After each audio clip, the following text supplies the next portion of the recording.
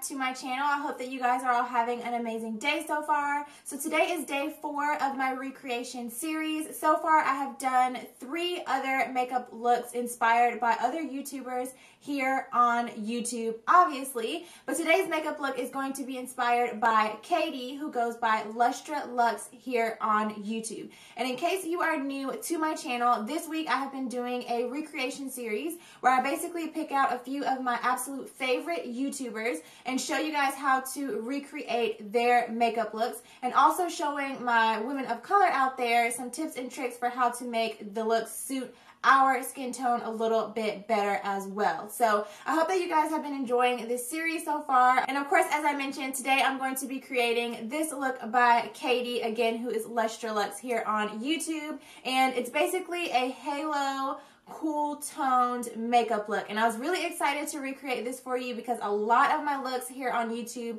tend to be more on the warm side, which is my comfort zone. Those are the looks that I usually tend to go towards more often than not. So I'm really excited to be recreating this cool toned makeup look for you guys. If you enjoy it, definitely make sure to give it a thumbs up and subscribe to my channel if you are new to my channel so that you won't miss out on any future videos. So if you would like to see how to recreate this makeup look, then you guys know what to do. Please keep watching.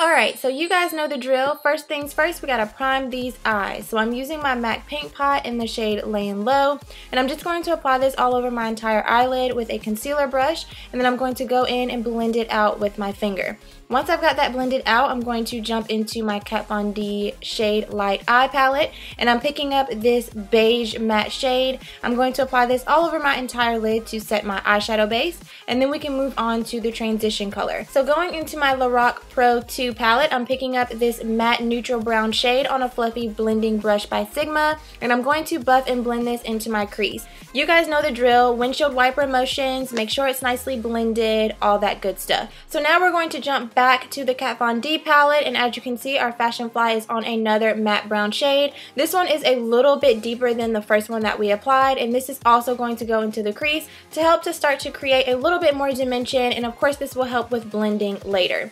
So now going back to our Lorac Pro 2 palette, I'm picking up this cool toned gray shade, and what I'm going to do with this is pack it on the outer and inner corner of my eye. We are creating a halo effect with this look, so I'm going to be leaving the center of my lid blank, and as you can see, I'm just packing that product on the inner and outer corner and then blending it into the crease. The majority of the pigmentation I want to be on that outer and inner corner, and then as the product starts to come off of the brush, I'm going to start to blend it into the crease, and then of course go in with our fluffy blending brush and make sure that there are not any harsh lines. So now it's time for the star of the show, and this color is actually coming from my Anastasia artist palette, and it's a beautiful cool toned almost like chrome gray color. It's really gorgeous. So I'm just going to apply that on the center of my lid right up to the crease, and then I'm going to go back in with that gray shade and make sure that where those two colors meet, it's really nicely blended and there aren't any harsh lines. If you can't tell, I'm really big on blending and no harsh lines. So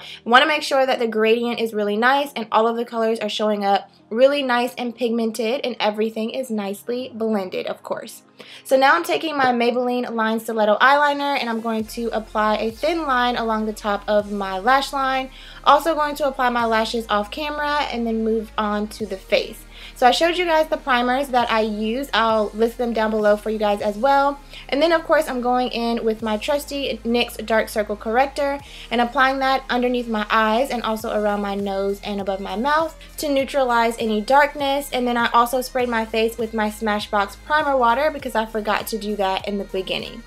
So moving on to foundation, I'm mixing 2 foundations today. I'm using my Makeup Forever Matte Velvet and my MAC Studio Fix Fluid. So I'm going to buff that all over my face and then apply my concealer. Today I'm going to be using my current favorite duo, which is the Urban Decay Naked Skin and Bare Mineral Stroke of Light. So I'm just going to apply this underneath my eyes and down the center of my face and blend it out with a damp beauty sponge. Once I've got that blended, I'm going to set it all in place using the Maybelline Master Fix Loose Setting Powder. And I'm just using the other side of this beauty sponge that I did not use to blend out my concealer to press this product into my skin. And then once I've got that applied, I'm going to let it hang out on my face for a little while I fill in my brows. And then I'm also going to set my brows in place using my L'Oreal Tinted Brow Gel. And as usual, I will link my brow tutorial for anyone who is interested in seeing a full, very thorough, step-by-step video on how I fill in my brows. So now I'm going to go in with a duo fiber brush and just buff away all of that extra powder because we won't be needing that. And then after I've got all of that buffed out, I'm going to set the rest of my foundation using my MAC Mineralized Skin Finish in the shade Deep or Dark. I'm not sure, but I'll have it listed for you down in the description box below. So I'm just going to press that into my skin and buff it out. Just make sure my foundation is really nicely set in place. And then I'm going to jump back up to the eyes and finish off that lower lash line.